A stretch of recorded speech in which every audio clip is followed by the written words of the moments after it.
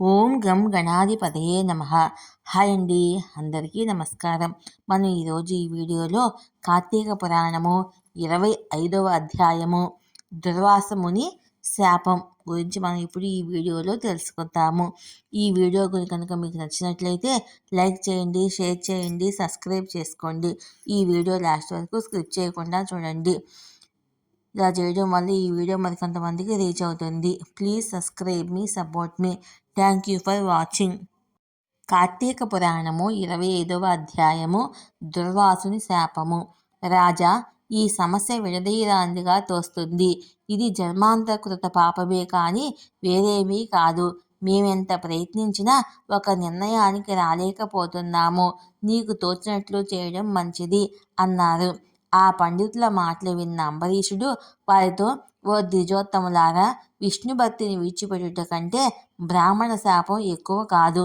కేవలం మంచినీటిని తీసుకొని పారాయణ చేస్తాను. నీరు తాగినా భోజనం చేసినట్లే అని పెద్దలు అంటారు.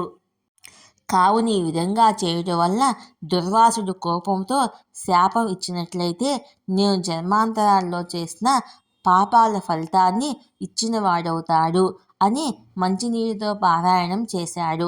ఇంతలో దుర్వాసుడు వచ్చి కోపంతో కర్కశంగా, ఓ రాజా, నీ అతిథైన నన్ను ఏల విడిచి పారాయణం చేశావు.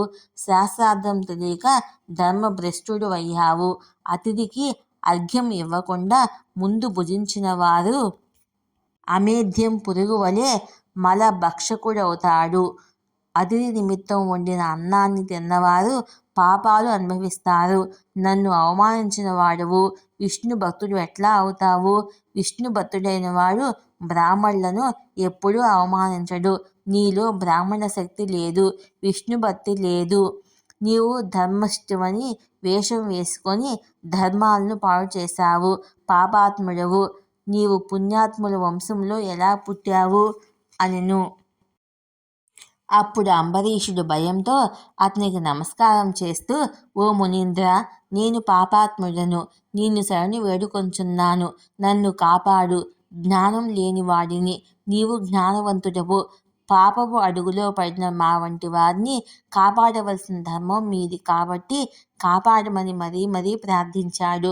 దుర్వాసుడు ఏమాత్రం జాలి దయా చూపక తమ ఎడమ కాలుతో అతన్ని శాపం ఇవ్వడానికి పూనుకొని, నీవు చేపవు, తాబేలువు, పందివి, వికృతాకారుడవు, మరుగుజ్జువు, కషాయ పనులు చేసే బ్రాహ్మణుడవు, జ్ఞానం లేని క్షత్రియుడవు, దురాచార పారాయణుడగుతావు, రాజ్యార్హత లేని రాజువు, సకల జనులచే నిందింపబడు పాషాండ మార్గాన పోవువాడవు, క్రూరుడవు అయిన దయలేక బ్రాహ్మణులను చంపే బ్రాహ్మణుడవు అనే 10 జన్మలు ఎత్తుతావని శాపం ఇచ్చాడు.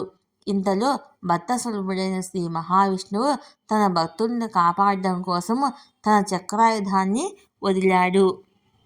మంటలతో కోటి సూర్యప్రకాశమానంగా వెలుగుతున్న చక్రాన్ని చూసి దుర్వాసుడు భయంతో కంపిస్తూ తన ప్రాణాల్ని కాపాడుకోవడానికి పరుగు పెట్టడం ప్రారంభించాడు.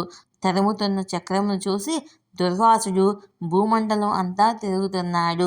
కానీ అతన్ని ఎవరూ రక్షించలేకపోయారు. ఇంద్రుడు మొదలైన ద్వారపాలకులు, వశిష్ఠాది మహర్షులు, బ్రహ్మరుద్రులు కూడా తమ వల్ల కాదన్నారు. దుర్వాసుడికి దిక్కు తోచలేదు. ఈ వీడియో కనుక మీకు నచ్చినట్లయితే లైక్ చేయండి, షేర్ చేయండి, సబ్స్క్రైబ్ చేసుకోండి. ఈ వీడియో లాస్ట్ వరకు స్కిప్ చేయకుండా చూడండి. Please subscribe me, support me.